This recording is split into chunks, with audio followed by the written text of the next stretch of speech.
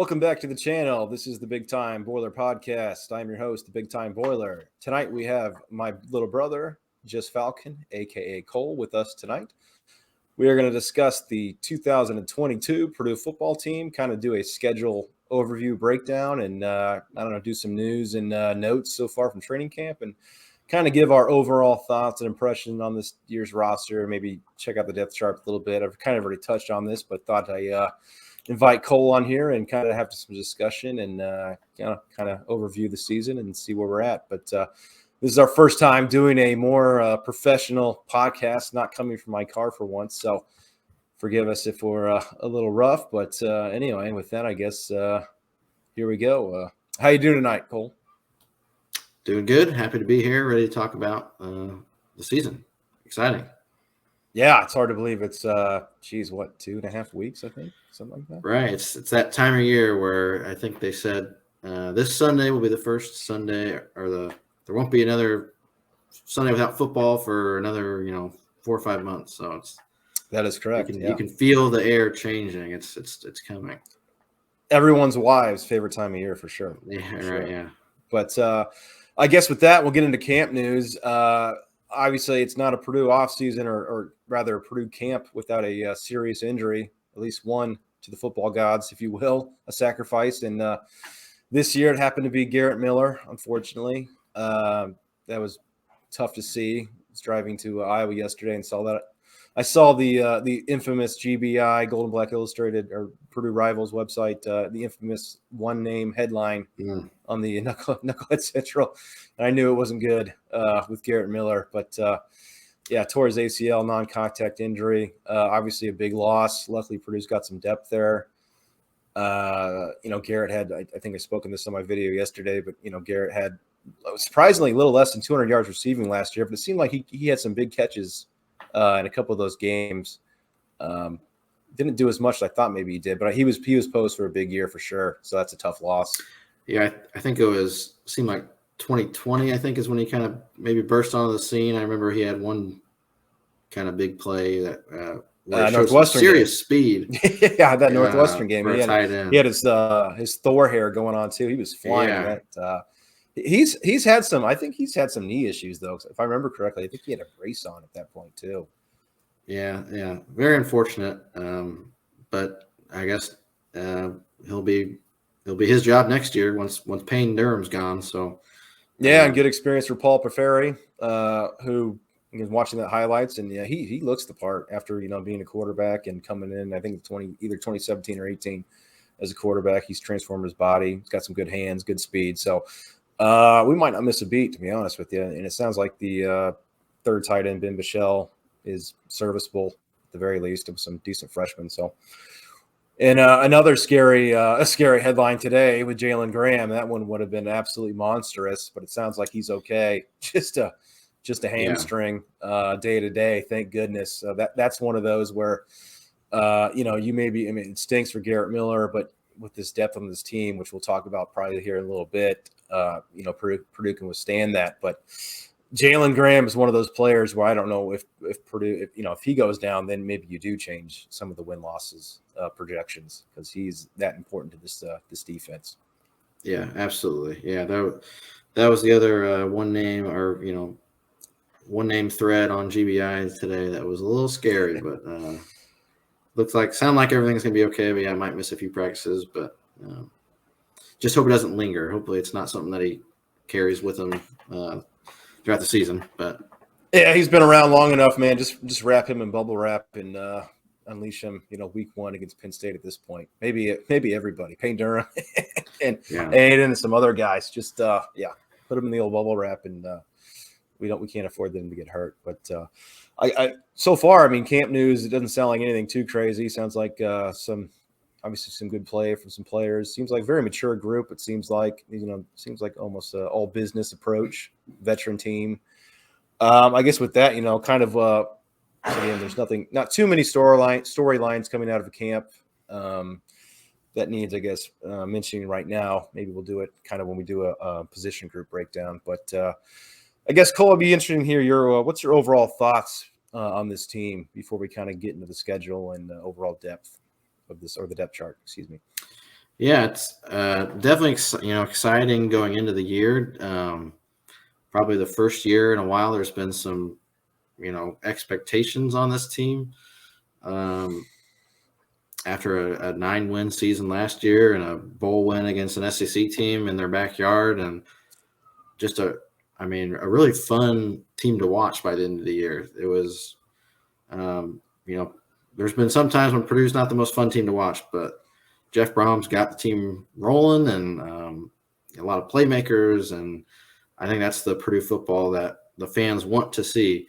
High scoring, and so very excited to see how it goes. But at the same time, being a Purdue fan, I'm a little cautiously optimistic about this season. And we'll probably talk about this when we go over the schedule, but the Big Ten West may not be contending for the playoffs this year. But if you look at it from top to bottom, I feel like it's a pretty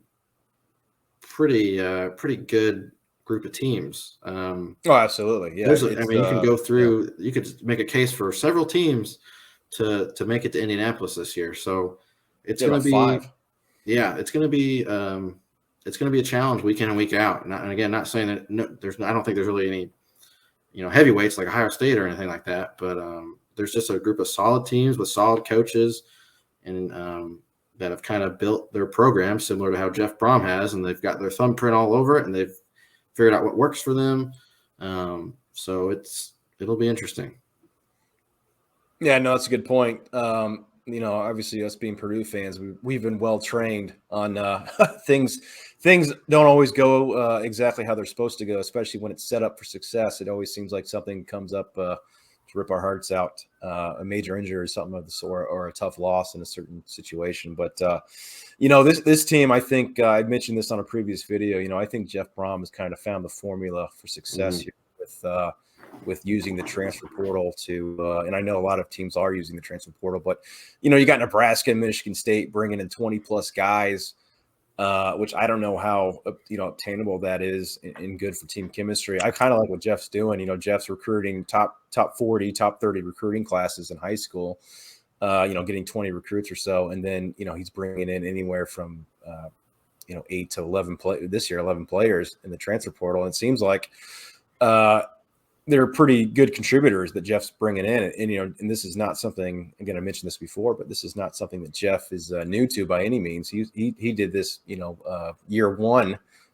albeit no transfer portal, but grad transfers. He brought in a couple key players, and TJ McCollum, Steinmetz on offensive line, Evans offense. He's done plug and play for pretty much every year he's been here. So he's either him or somebody's very good at scouting. I'm kind of jumping ahead, but Chris Jefferson, for instance, a guy from D2, absolute stud, a very good player. And then whoever is scouting these guys seems to know what they're doing. So that kind of gives me hope too. And it sounds like the guys that they did bring in this year are all going to be contributors to some point. So what that does, you bring in 11 transfers, and again, those are all net positive. So the guys they lost this year, I mean, besides Marvin Grant, and really that's it, right? Marvin Grant. Yeah, I think he's the only two deep guy really that they lost. Yeah, the only decent guy they lost. I mean, you talk about you lose one guy and you bring 10 in. That's pretty good.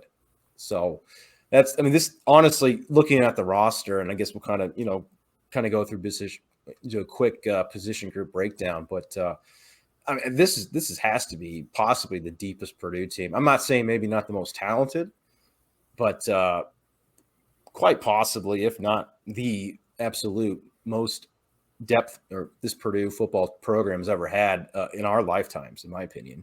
I mean, you think of some of those Joe Tiller teams and those good teams, especially the 03 team when they had 9 draft picks or so on the defensive side of the football. It just seemed like, they got relatively lucky staying healthy.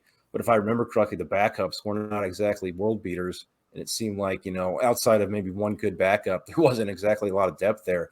I mean, for crying out loud, Mark Hagan's got 20 guys on the defensive line that are somewhat proven, besides some of these new guys they brought in. But so that's exciting. And it kind of mentioned on the board. Somebody mentioned on the boards today, and something we've talked or we've noticed before, especially some games that we've been to, is this Purdue team finally actually looks like a Big Ten football team. And I kind of noticed that last year against Oregon State. We actually physically looked like the superior team for once, and maybe that actually honestly might be the first time that we've actually played a decent. I mean, Oregon State's okay, don't get me wrong, but not a powerhouse by any means. But we've been to a TCU game or a Virginia Tech game where we absolutely look like the inferior program from a size perspective. And the fact that we finally are starting to look like a big boy football program, I don't think that's something to take lightly, and something that's exciting to see nonetheless. So, and I know Boiled Sports made a video the other day too. He said, one nice thing about this team is it seems like they're well coached, obviously, and guys are ready to step up. And you saw that in the bowl game. And I think that does have a lot to do with coaching. Is when there's a guy goes down, for instance, like Garrett Miller, the next man up philosophy. So, we don't want to make this terribly too long. So, but we'll kind of go through position group. Quarterback. Obviously, I'll give my thoughts and give your thoughts. Obviously, this is a pretty set position. Aiden O'Connell, who I think is going to have a monster year. I'd be curious to hear what your thoughts would be. Ever since he came into, that Nebraska game, I think it might have been his first game, he's just kind of had a poise to him and kind of the it factor that some quarterbacks at Purdue have had. Drew Brees, Kyle Orton, and a lot of others haven't had it. So I think they're well stocked there. I think Austin Burton's probably the backup, and then obviously Brady Allen is the future. But Alamo might, if God forbid, Mike, if O'Connell went down, who would be the backup? I don't know, but we don't have to spend a ton of time on that. But right, yeah, at that point, the expectations need to be altered anyway. So, but yeah, I agree with you. O'Connell really came on there the last season. Going into the season, I thought Plummer was probably the right guy for the job, and I guess so did Brom too. But kudos to him for figuring out that he had a stud on the bench in O'Connell. And yeah, very interested to see if he can, take a step up. He played so well at the end of last year, and he had an excellent wide receiver, actually two really with Milton Wright, but David Bell especially. Being able to elevate the other wide receivers that he now has that I think you'd agree that are very talented, but really none of them have, too much of a resume in terms of on-field production. But so now that he's kind of the main man on offense, whereas I think maybe, David Bell was probably the person that you look at the offense last year. It's Aiden's team and it's Aiden's offense. And, he's playing for potential, drafts, moving up in the drafts. I think a lot of pundits have him around, in the teens for next year's draft, and he's going to be older than a lot of prospects. But if he has a good year, then he could definitely move right up. You said teens. What do you mean, the late round? Is what you're saying, or? I'm not sure what. I guess that's a good question. I'm not sure what round that might equate to, but in terms of ranking with other quarterbacks. Oh, yeah. In terms of rankings, yeah. I saw someone said that they've seen him as high as third, which is last year he wasn't on anything. Yeah.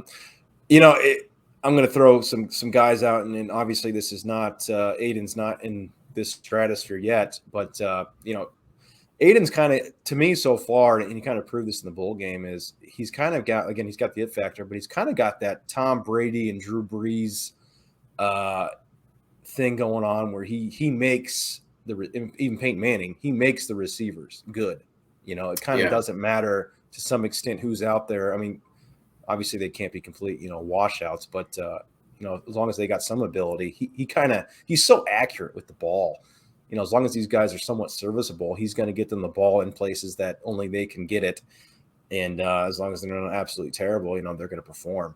I think we'll see that this year with our receiver room. I think we'll see some guys that, like I said, haven't had a lot of production or maybe have just had a few games here and there. I think they're going to be, flashing some good stats this year, and that's going to be. Yeah, I think so too. And I think with that, let's kind of go to the receivers. Obviously, you got, the returning guys from last year, Brock Thompson, who's trying to get back to health. Brock Thompson, or not Brock, excuse me, Jiminy. Brock Thompson, can't talk. TJ Sheffield is who had a pretty good year last year. Besides that, though, I mean, you got a bunch of injured guys trying to get back in, Rice and Yassine. Mm-hmm. And then Deion Burks, who's showed some potential, but sounds like Charlie Jones and gosh, I'm drawing complete. Tyrone Tracy.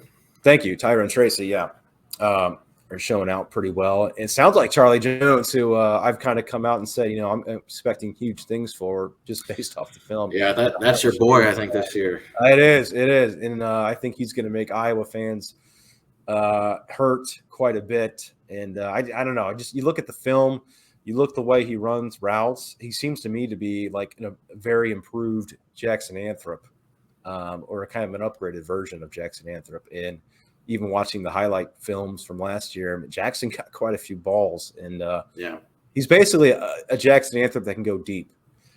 To me, that's Aiden's going to. I think Aiden and him are going to develop pretty good chemistry, and that's I wouldn't be surprised to see Charlie Jones completely kind of shock everyone and be the number one receiver. But I think it's going to be by committee. I think it's probably going to be one of those where he's going to have anywhere from 6 to 7 good. And it sounds like Elijah Cannon, who was written off a little bit based off he didn't participate in the spring. And he was going to be too far in the depth chart. It seems like he actually might be a pretty decent target. So yeah, it'll be. I think the talent is definitely there. It's almost like we don't know who the names are going to be necessarily in terms of some of the. I mean, I think Brock Thompson's probably a shoe-in to be a big target this year. You mentioned Charlie Jones. But that's assuming he can stay healthy. That's kind of right. That's the thing for me. Where I'm getting a little more worried is the health. Can Rice, the big three, I guess, would be Yassine, Rice, and Thompson. Can they stay healthy?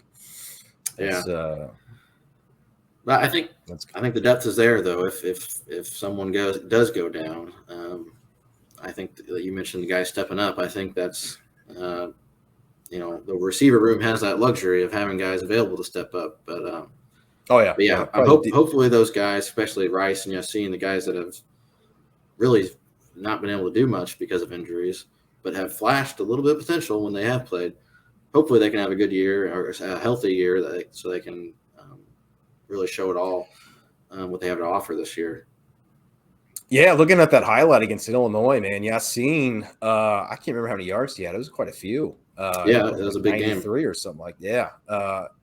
David Bell did not play in that game. And honestly, Yassine looked pretty good replacement for him. But tight ends, we kind of discussed, Payne Durham obviously is going to be an absolute stud. I wouldn't be surprised if he leads the team in touchdowns.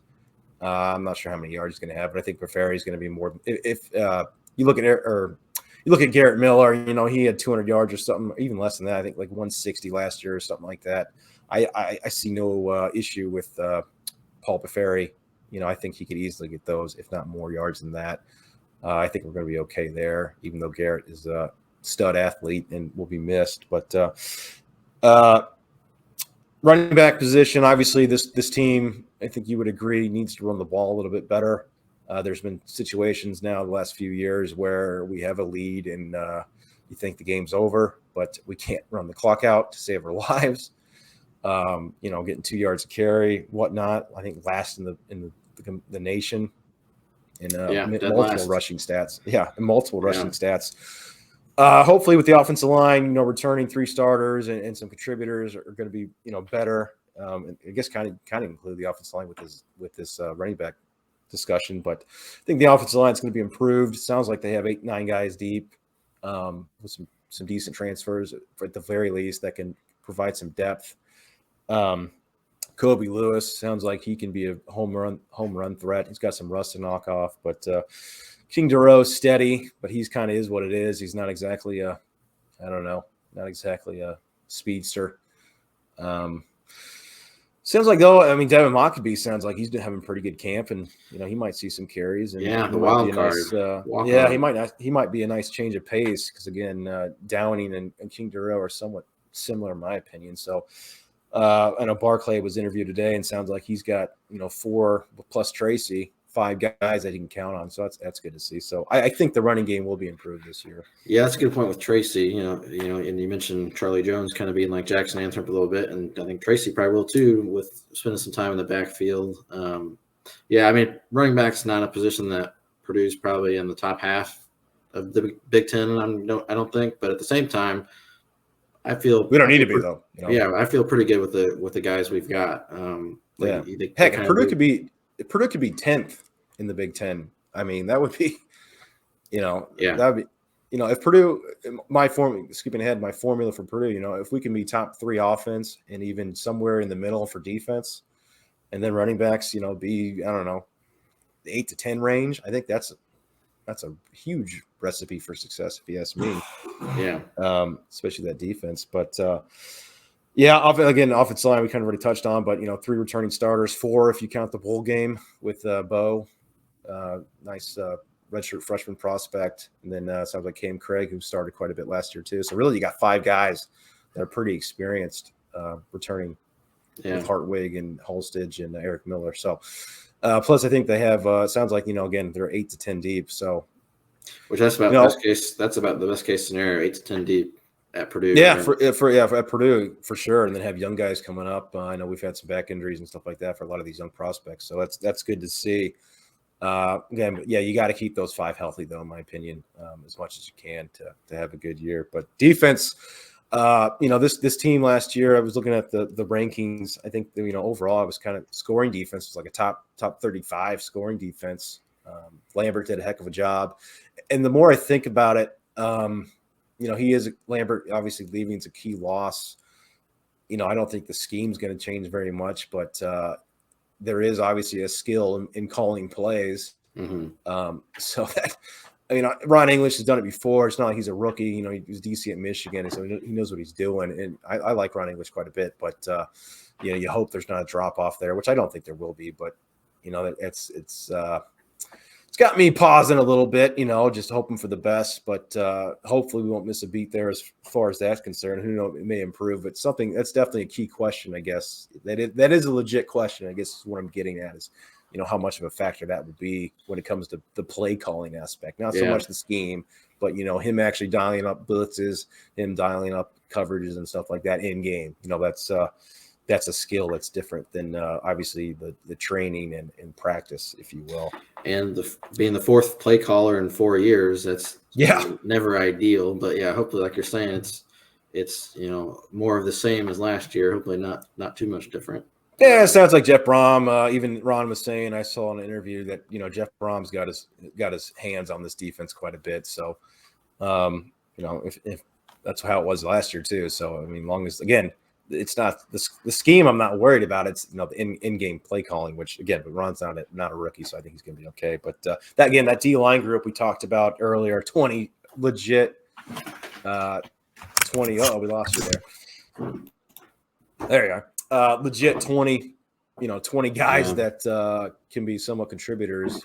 Can't even list them all on top of my head, but it sounds like I guess the key for this group is going to be who can rush the passer. Interior wise, we're in good hands with Johnson and Dean, who've been there for quite a few years now. Their backups, DeMar J. Lewis, Brevard, Prince Boyd. And I'm obviously missing some guys, but Big Mo, the freshman from West Lafayette, and Strickland. Sounds like they got some bodies there, and the guy I keep forgetting too is the offensive lineman Washington. That's now D tackle. Had a pretty decent year last year when he played. That's like 6-7 guys just for D tackles alone. Then you got Jack Sullivan, who's decent DN, nothing flashy, but he can do his job, and Jenkins is kind of the same way. Those are 2 steady players, and then you got hopefully some pass rushers and Humpich and Yanni, which I don't know how much Yanni's going to contribute. Hopefully quite a bit rushing the passer, and then the freshman that just came in. Caraway. Caraway, who I think could be a third down specialist kind of, but to me that seems like they got the bodies and they got the players to kind of in the Big Ten West, pretty much everybody runs the ball besides us. So I think, finally for the first time, again, when we talk about how deep this team is, I think they might actually have the D line to compete with the Wisconsins, the Minnesotas, and stop the run and keep bodies fresh. So I'm kind of excited to see that group. And Hagan has been an absolute godsend in that position here the last couple of years. Yeah, I mean that very well may be the strength of the team in terms of position group. Absolutely, yeah. Purdue's never been that deep. I don't care what anybody. Never ever have we ever been legitimate 3 deep at every position on the D line, and not just scrubs either. There's some good players there. Yeah, but at the same time, those guys do have a tall order trying to help replace the production of George Karlaftis. Absolutely, yeah. And the key is for them is getting pressure. Who can generate pressure. And another guy, on offense is Charlie Jones for me, but defense, I'm on the Cordair Sinor train after watching that spring game, number 96. Just he looks, I call him Javon Curse. He's kind of got that NFL body type. And gosh, who was that Giants defensive end that was really good? Not Strahan, but no, Pierre Paul. Is that?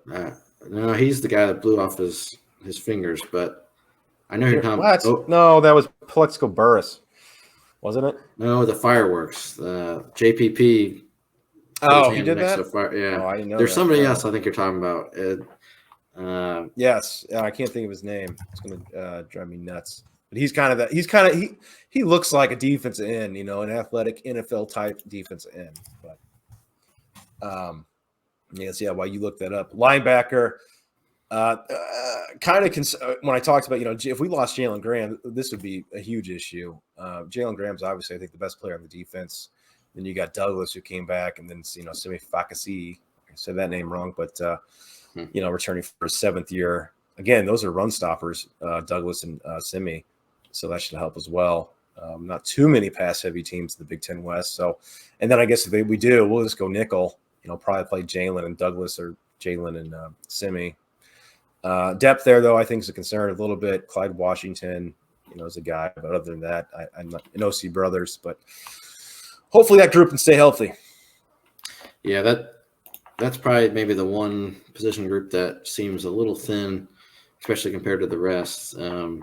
Yes. So yeah, agreed. losing a Jalen Graham would be absolutely a huge brutal. deal. Not just being one of the best players, but being such an impact in that group, and really probably not having anyone that can really come close to the production.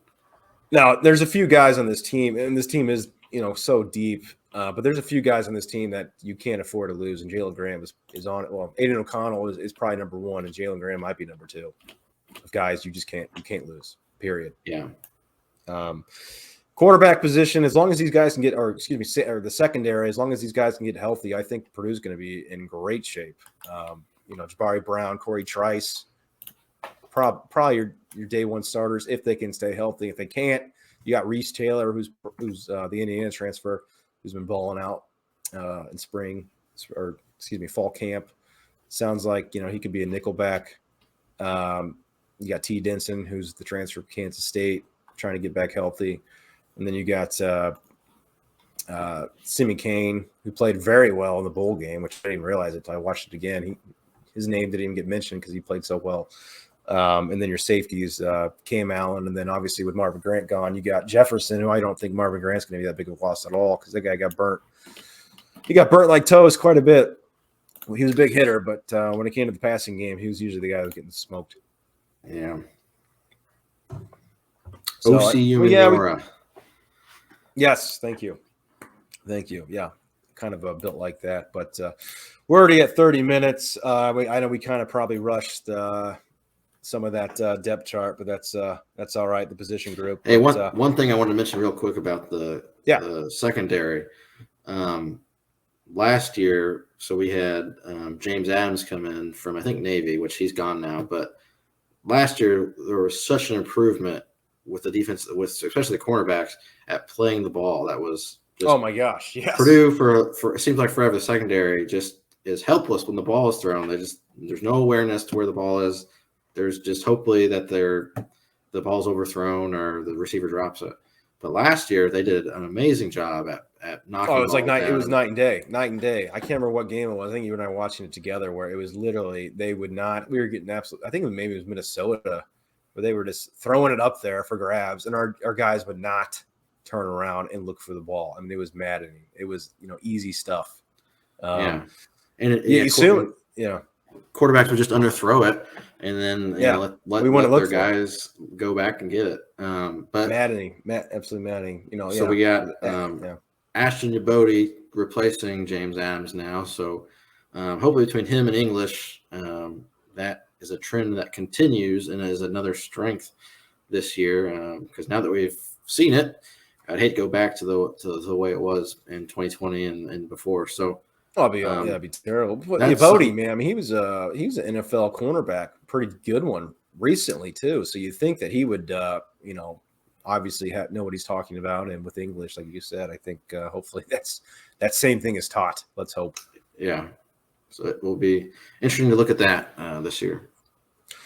Yeah, and I guess I was about to go in the schedule, but I always forget special teams really quickly. Obviously, Mitchell Finneran's back. That's going to be big. I think huge plus, yeah, that's huge. I mean, this team returns both specialists, which is big. But Jack Ansel struggled last year, but I mean, the dude, for whatever reason, I have this weird confidence that he's going to do pretty decent this year. I think him coming over off the boat, literally, or whatever, the airplane from Australia, basically playing football for the very first time, week 1 against Oregon State, first live game.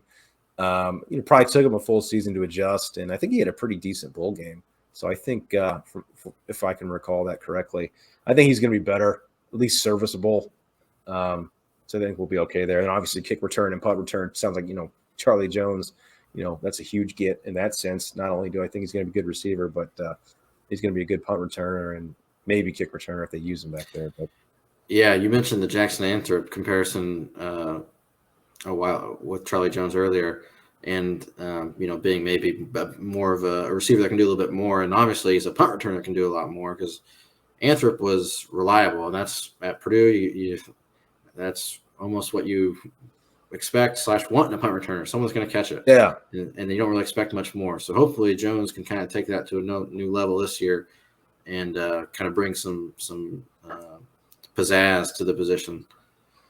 Yeah, and you think about it. I mean, you think about, some of these Purdue teams in the past, and usually, a good team coming off a good year, to return its kicker, punter, and then, its returner, if you will, a good returner is, that's the cherry on top. And we probably have a top 4 kicker in the Big Ten. And I'm not looking at stats, but, he's got to be a top 4 kicker. Punter, again, I don't think he can get much worse. And at least he's not, brand new rookie. So at least what you kind of have there, and I think he's going to improve. And then you bring in the Big Ten returner of the year. So, I mean, Purdue's got to have a top 6 special teams unit, in my opinion. You think so. To put that with the good offense and a good defense on paper, I mean, that's again recipe for success. And with that, we'll get into the schedule after 30-some minutes of discussion. So some of these will go quick, obviously, and kind of like I mentioned in my previous video from the other day, we'll kind of brush on these very quickly, but maybe, for game weeks, maybe me and you or somebody else or just me will kind of do a breakdown of the upcoming opponent, make a short video and kind of give a prediction, or if we want to update our predictions. But it all starts off Thursday night against Penn State. And the more I look at this game, I like Purdue's chances, but I think I might be becoming somewhat guilty of underestimating Penn State. They are a 500 program in the last 2 years, but they obviously have some talent. They have good recruiting classes the last 2 years, but I think Purdue, being at home, Jeff Brom's shown he can play in big games. We got a veteran squad. I think we get it done. So Sean Clifford coming back for Penn State. They should be pretty good. I think they were undefeated through several games last year before things kind of went off. Yeah, I heard that stat. I think they were 6-0, including the Iowa game. I think is where they Clifford got hurt, and then it kind of wheels came off. But they were 6-0 or beat Wisconsin at Wisconsin to start the year. Yeah, but they lost some guys like Jahan Dotson, similar to us losing David Bell. So both teams are going to have some new guys out there trying to step up. And I was kind of remembering today, Jeff Brom and how Purdue's done in the openers. And there's been like we lost to Louisville and we lost to Northwestern his first couple of years. But really, it seems like Purdue comes out and plays pretty well in the season openers. There wasn't that Nevada game that's a little bit of a. Well, we came out well. But we came out well in that game too. If you remember, we came out very well. We came out well, and then it kind of second half happened, and that's time, and all kinds of things happened there. But needless to say, the larger point, I think, it seems like Purdue comes out pretty sharp in these openers, and they're ready to play, and they have an exciting brand that they play. I remember that Louisville game I was at. I think that might have been his first year. It was just the buzz in the stadium was pretty fun to be a part of. So I think Purdue's going to come out well.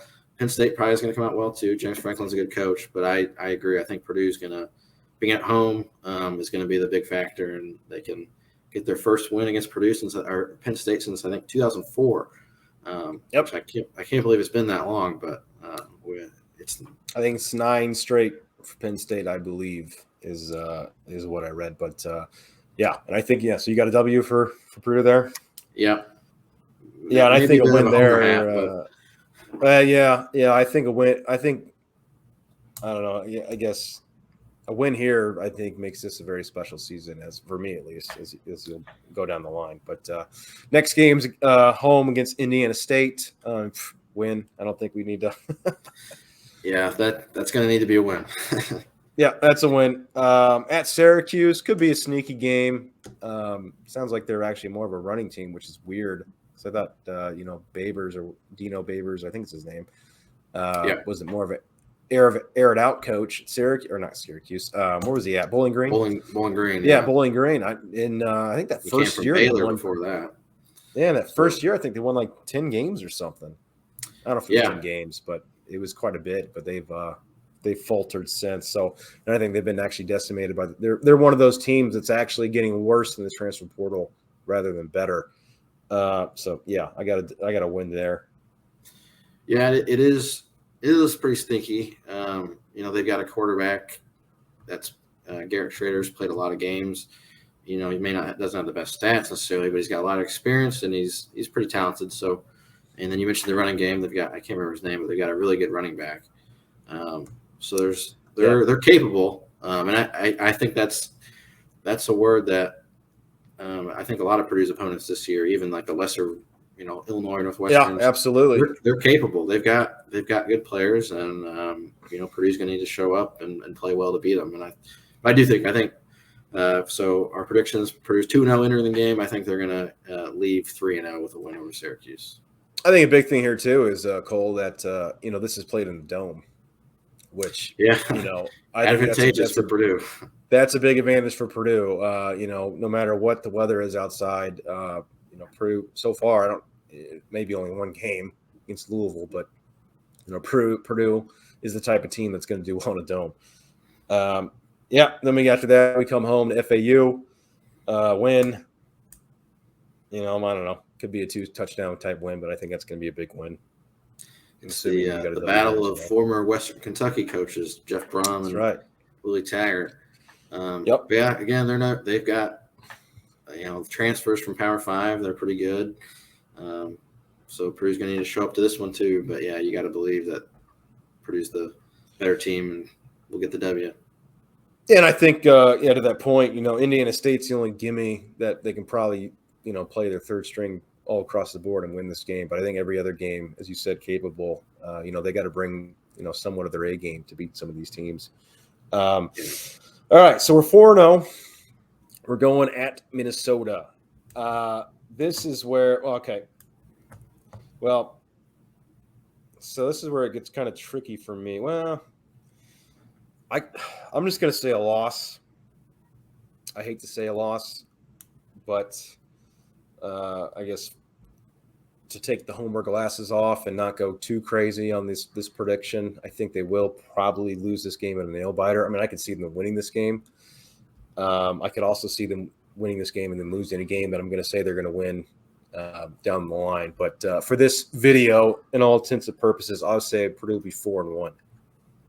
Yeah, that's a good way to put it. Yeah, 4-1 after the Minnesota game, I think is probably a pretty realistic prediction. And yeah, hopefully Jeff Brom can get on the right side of PJ Fleck. It seems like our relationship with Minnesota is similar to our relationship with Iowa in the opposite direction. So, with the recent success going in one side, hopefully we can get over the hump this year and win against those guys. But it's going to be tough. They've got the good run game and almost similar to Wisconsin, and that's obviously we'll get to that, but that's obviously been a problem for us. So yeah, 4-1 I think after the first 5 games. Yeah, there's a lot of hype. There's a lot of hype for Minnesota, but some things I don't quite understand is Minnesota. I mean, looking at again, I don't have anything in front of me right now, but I think they lost quite a bit on defense, from my understanding. And Ibrahim, the running back, is really good, but he's coming off a pretty serious injury. So that's a lot of what ifs, if you ask me, when it comes to Minnesota. But anyway, yeah, so we got them 4-1 at Maryland. This is a game actually that the more I look at the schedule, and again, kind of looking at Minnesota, you could probably maybe flip-flop some of these losses, but kind of when I went over this schedule earlier and kind of what I have them in my mind, although I could very well see them winning another game, I'm actually going to say a loss here. Very well could win this game, but for whatever reason, this game scares me. I don't know why. But yeah, I mean they've got some studs on offense, so they can definitely put up points. They had a good end of the season too, winning big at their bowl game and beating Rutgers in the last game to become bowl eligible. That's right. So they beat the snot out of somebody in the bowl game. Virginia Tech. Yeah, they smoked them. Yeah, this is the kind of game too. I could totally see Purdue beating Minnesota, being 5-0, and going up to Maryland and losing. Yeah, but for this exercise, I got 4-2.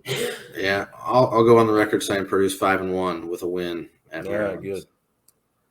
All right, next we got at home against the home state I'm in right now, Nebraska, where, like IU basketball, every year is a new year and expectations are through the roof. And talking to some customers of mine today that are Nebraska fans, they've completely drank the Kool-Aid, and they have a little bit of maybe not, but they think that things are going to bounce their way this year and they could possibly win the Big Ten West.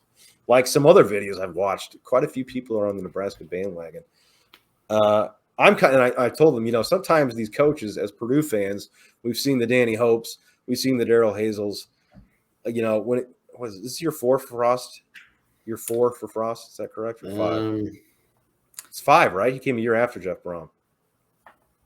I can't remember. This is year 6 for Brom.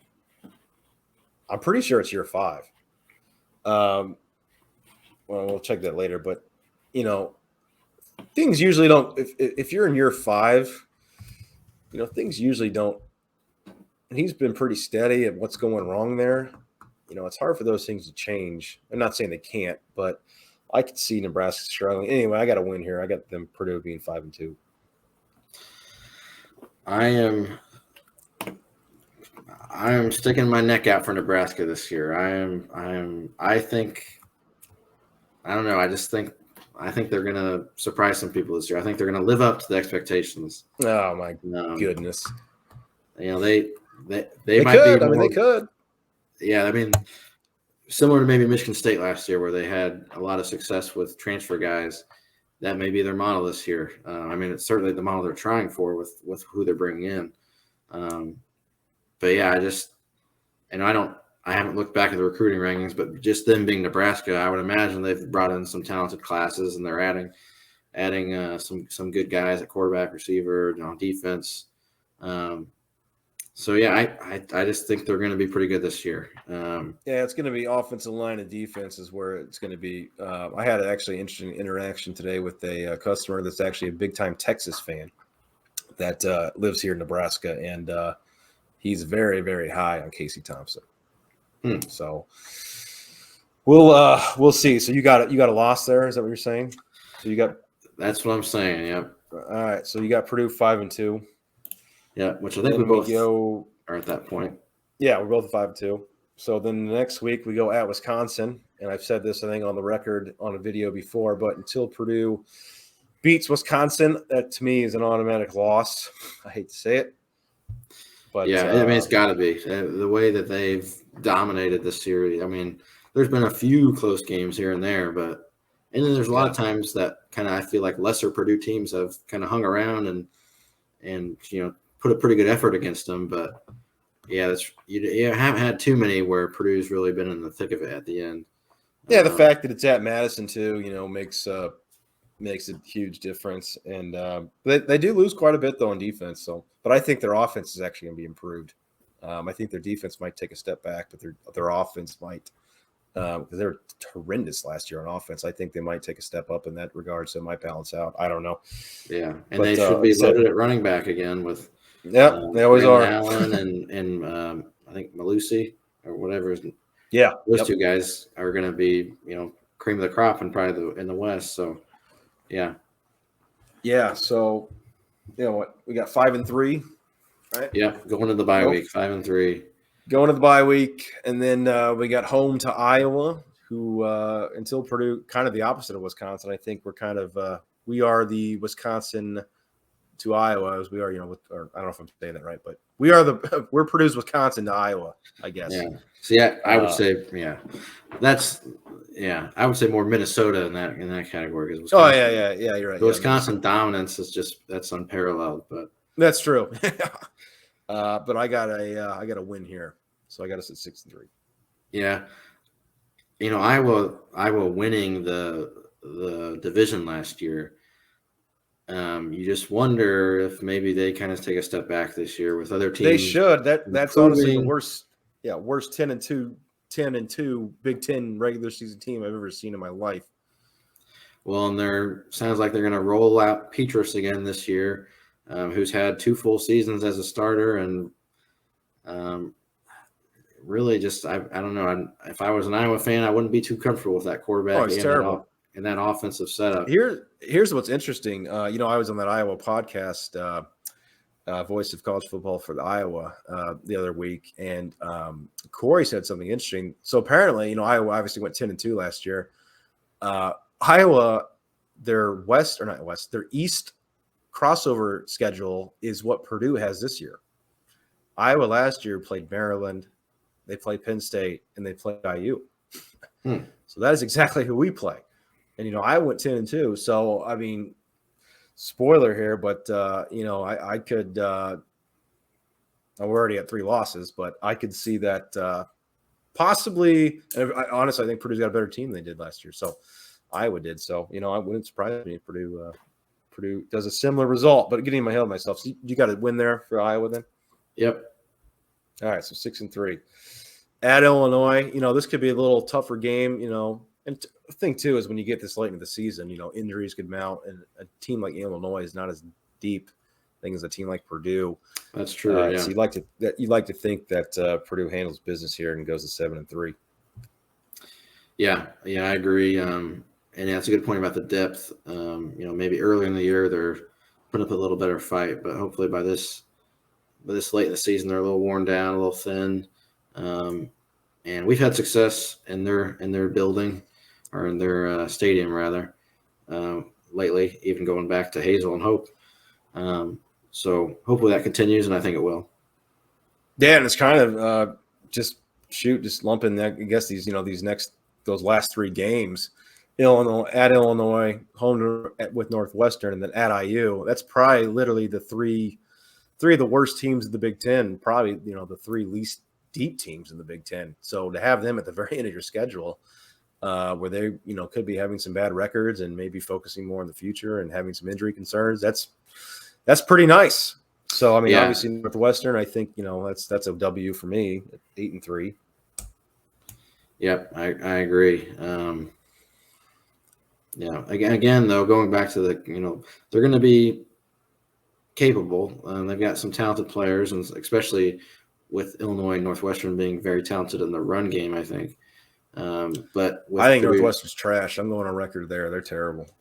well, we'll find out on week 0 in Ireland when they play. Yeah, you better hope Nebraska. Nebraska beats Northwestern by 2 touchdowns. I mean, there's some serious issues. Yeah, yeah. Well, I remember watching the Nebraska game against Illinois last year in week 0, and you could tell from that game that Nebraska was not going to be very good. So, Yep. yeah, Yep. we'll see. We'll see how they fare in this year. Yeah. Then last game we got at IU, which again, last game of the year. I think Tom Allen and the Hoosiers, they got lightning in a bottle in 2020 in that COVID season. It's one of those things that everything just went right, and they got sent back to earth reality last year, and I think more of the same is going to happen this year. I think they're not going to be very good. So I think it's going to be a dejected IU team, and Purdue handles business easily at 9-3. Yeah, I agree. They got the transfer quarterback from Missouri, who's probably better than anyone they have on the roster. So I'm sure he'll. That's true. He seems like he's pretty decent. But they lose some talented pass catchers, and on defense they lose probably their best player in McFadden. So having such a hard time last year and losing so many guys doesn't seem like a very good recipe for success for them. So I got a Purdue win to end the season. So I think we both got 9-3 one way or another. We do. Now the question here is, before I talk about my last quick point, is would a 9-3? Well, 9-3, and that would be 6-3 in the Big Ten, right? Yeah, 6-3. Yeah. Would a 6-3 Big Ten West team go to the Indianapolis? I would not be surprised in the least if 6-3 makes it. We kind of talk about the depth of the division. I mean, between Iowa, Purdue, Wisconsin, Minnesota, whether you want to throw Nebraska in there or not, but all those teams when they play each other could easily, you can kind of round robin with each other. All it takes is one kind of to make a run. But yeah, I think it's going to be pretty. The teams beating up on each other, I think. So might come down to who stays healthy and some individual matchups. So if we can beat Wisconsin, if we can beat Minnesota, that's going to pay huge dividends, I think, at the end of the season, because I'm sure there's going to be some tiebreakers involved. Oh, absolutely. I think obviously, the health for Purdue is going to be absolutely enormous. This team needs to stay relatively healthy when it comes to, its stars. But I will say, I have them at 9-3. Now I'm trying to be, honestly, that's a realist type look with this schedule. That's not being a homer. I could easily see, Purdue winning, having the same kind of results that I went through, at 9-3, and could see them easily winning at least one of the Maryland and Minnesota games. So I could honestly see this team at 10-2. Yeah, absolutely. I kind of, especially if they beat Penn State. That's the thing. So I think if Purdue loses to Penn State, I think they'll be 9-3 anyway. I think if Purdue loses to Penn State, I think they're going to beat Maryland or Minnesota. So that's kind of I guess, like I said, I'm saying 93, I guess, to be safe, but it would not shock me to see Purdue go 10-2, which would be an absolute. And if they are 10-2, and they'll be 7-2 in the Big Ten, I would think for sure, Big Ten West Indy champion. Yeah, I can't imagine someone going 8-1 or 9-0. I can't imagine that. No, there's no way.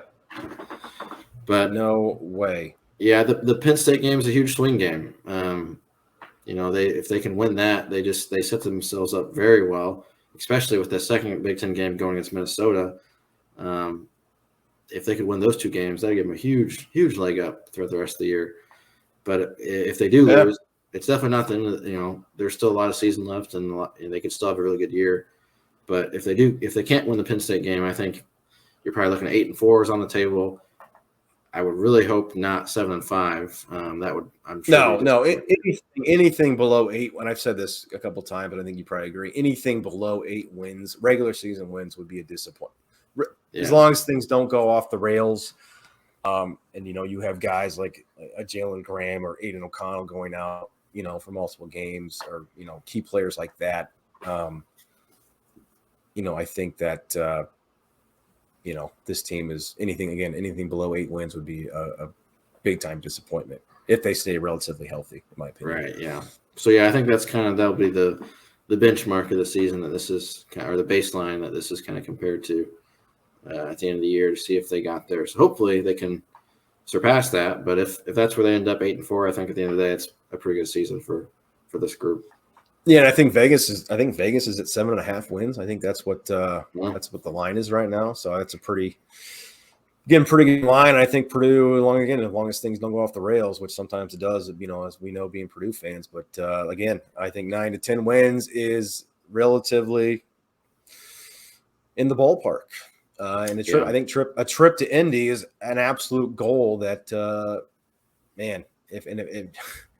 with everything going on with college football, with NIL and transfer portal, and obviously USC and UCLA coming in, and possibly more teams here pretty soon, the time is now. If Purdue wants to go to a Big Ten championship, man, this might be one of the last years that we realistically can get there with somewhat ease with this schedule. So we need to take advantage of it. But it's been interesting the last couple of years with it. It's gotten kind of into the season's rolled around. It's like, Purdue's got somewhat possible, way to get to Indy. They would need a lot of help at the end of the year, but they've kind of put themselves in that position the last couple of years. So hopefully this year, it's that conversation starts earlier and is more realistic, and there's more possible routes, because that would be an exciting part of the season as well, kind of following that and seeing who beats who and all that. So we'll see.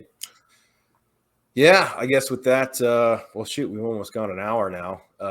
Hopefully this isn't too long for people to watch. But again, I don't know. Anything else you have to add or want to say before we log off here? I don't think so. Hopefully we hear some Aiden O'Connell Heisman buzz. If we hear that, then I'm sure that'll be a good season. I keep thinking Aiden O'Connell. I'm thinking Kenny or Pickett from Pittsburgh last year. What did Pittsburgh go? What was their record before was it 10-2? I want to say they were 10-2. Yeah. I see a very similar kind of thing with Purdue and Pittsburgh of last year. I think that Purdue can somewhat, be that kind of, and then Aiden can be the kind of the Kenny Pickett, if you will. Obviously less athletic version, but yep. Yeah. But, all right. 10-2. Let's see. I guess I can look it up too. Let's see. Well, I can't remember what they did in their bowl game either. 11-3. Wow. But I think they were 10-2. They were 10-2, and then they won the championship game, conference championship, to go to 11-2, and then they lost in the bowl game to Michigan State to go 11-3. But 10-2 regular season. So good deal. Well, hopefully we have a similar season. Yes, but all right. First under the lights. Let's go. Yeah, we'll be there. Hopefully. Oh, you're going to be there? Oh, we'll see. All right. That's the plan. We appreciate you guys tuning in. If you did, if you made it all the way to the end, congratulations. Hopefully it wasn't too long or boring. Yeah, kudos. But anyway, this is the Big Time Boiler Podcast signing off. We'll see you. Boiler up. Boiler up.